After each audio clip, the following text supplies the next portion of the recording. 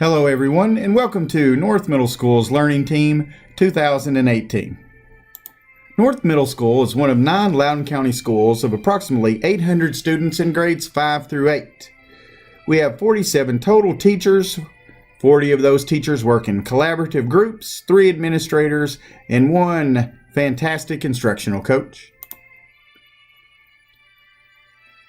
When we decided we wanted to look into what areas of our school we could improve the most that would have the biggest impact on student gain and student knowledge, when we looked at all the factors, the first and most important that we thought of was the planning process and the types of lessons that the kids are receiving each day.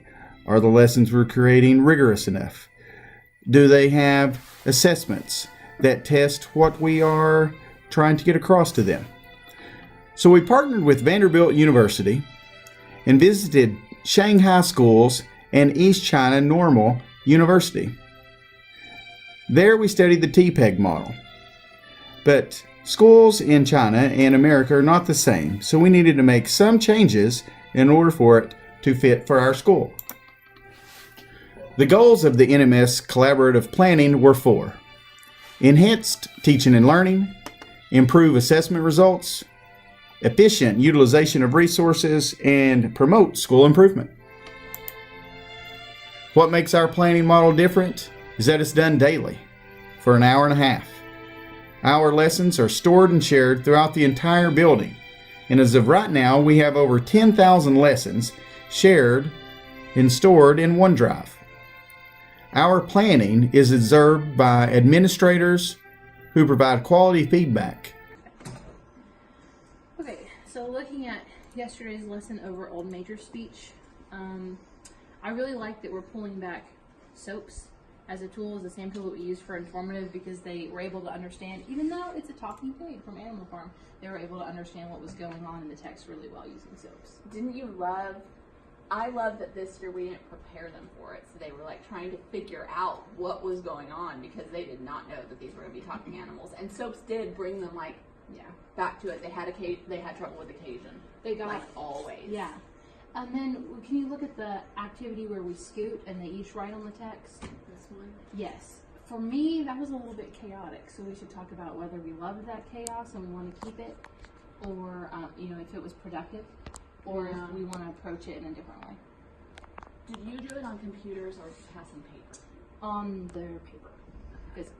Okay, because I did it paper too, and I was thinking maybe we should try computers. Try it on computers. You could build a Foursquare in a Word document, and they could type like in each square, and that might keep it less.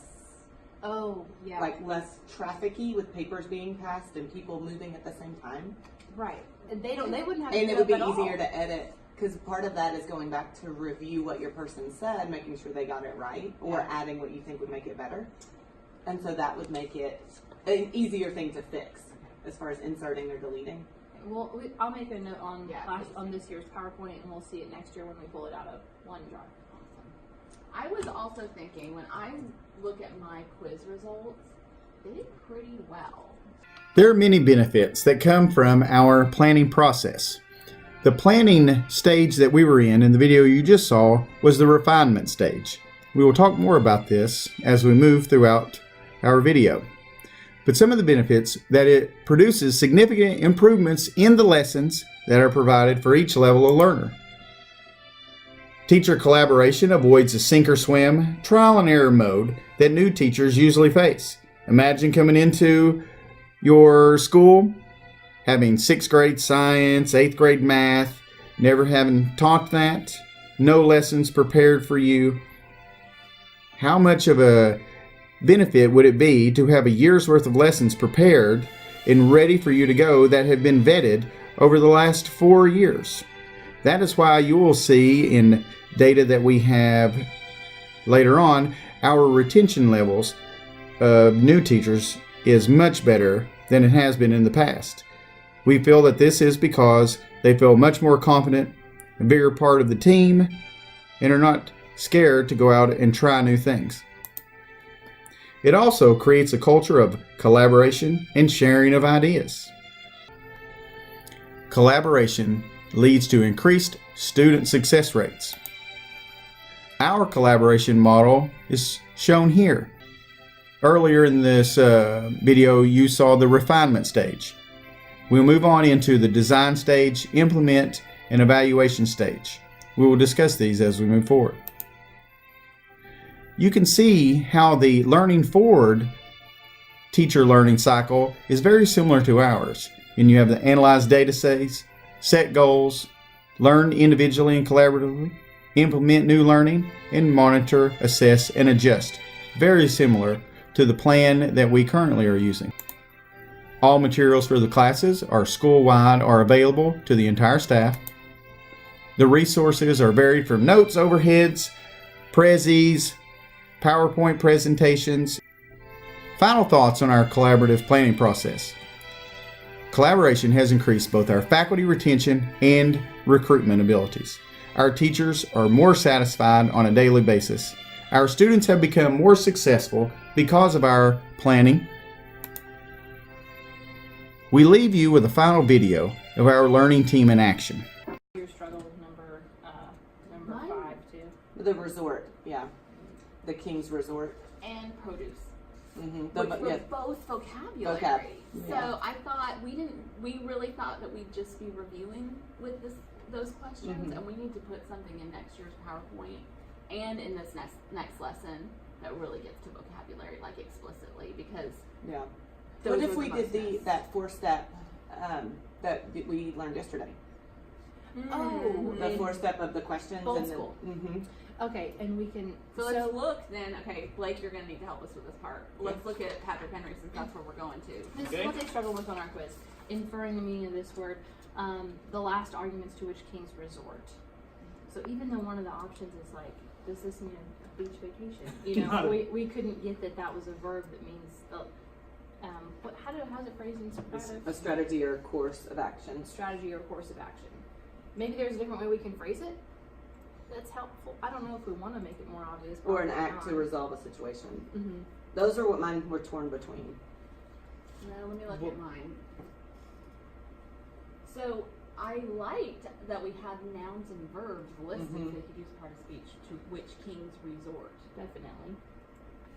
And what he's referring to here is the fact that fleets and armies are actually in over here in the colonies. So, you know, he's saying let us not deceive ourselves. These are implements of war and submission, and this is the last resort. Like this is he's calling people to violence.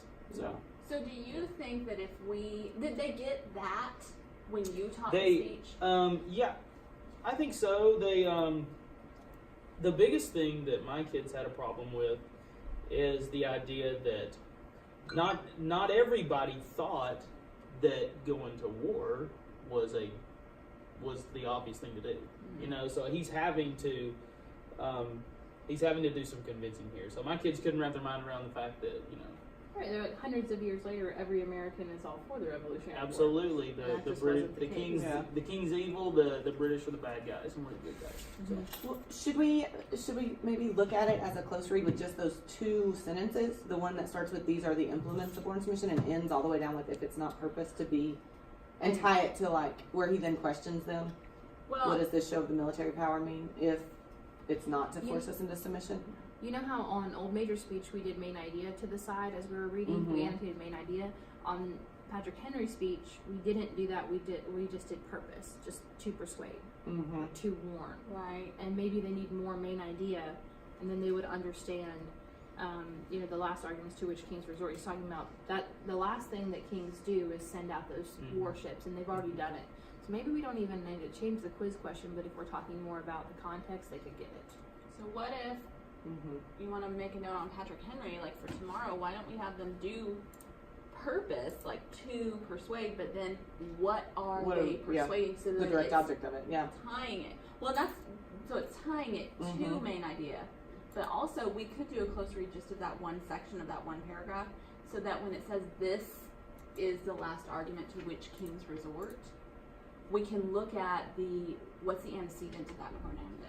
Oh, maybe that is why we lose it. There are so many pronouns there. These are the implements of war, and he's already listed what they are. this is the last thing to a Yeah. and we kind of Well, lose what we're talking about. Maybe go back to that and talk about, hey, what are the implements he's talking about, and then why would he be making a contrast between the implements of war and the work of love and harmony? Like, back to that very first sentence in that paragraph. We could make our everyday edit approaching reading these texts next year, or change it up for tomorrow. But we could make our everyday edit focus on pronouns and antecedents Yeah, to be more that, prepared to read it. Mm-hmm. Yeah, that this pronoun is perfect for that. Okay, so let's build that as our opener, our bell ringer, and because I look at these vocabulary questions, I mean, I was at last year 16% correct Oh wow! So they're way off. on vocabulary, and it was because they did not understand those antecedents Sure. to the pronoun set. You Now, said to your Because it was written in point, 1775. well, right, Yeah. your point to not understanding that other people feel differently, Mm-hmm. I think we're going to really help that because a big part of our lesson is finding the counterclaim and the rebuttal. Absolutely. And so there will be a counterclaim in here where it's like, but some men cry peace. Is that? Yeah, he says, gentlemen may cry peace, peace, but there is no peace. The war has actually begun. So he's saying that, hey, it's already started. Like this, I mean, mm-hmm. Then if we ask them, I like to look at that and go deeper. The war has already begun. If we said, how has it already begun? Are your students to the point where they would know some of the battles? What could they list that speak to how it's already begun? well, but they would be familiar with some of it. We'd have to look at the timeline.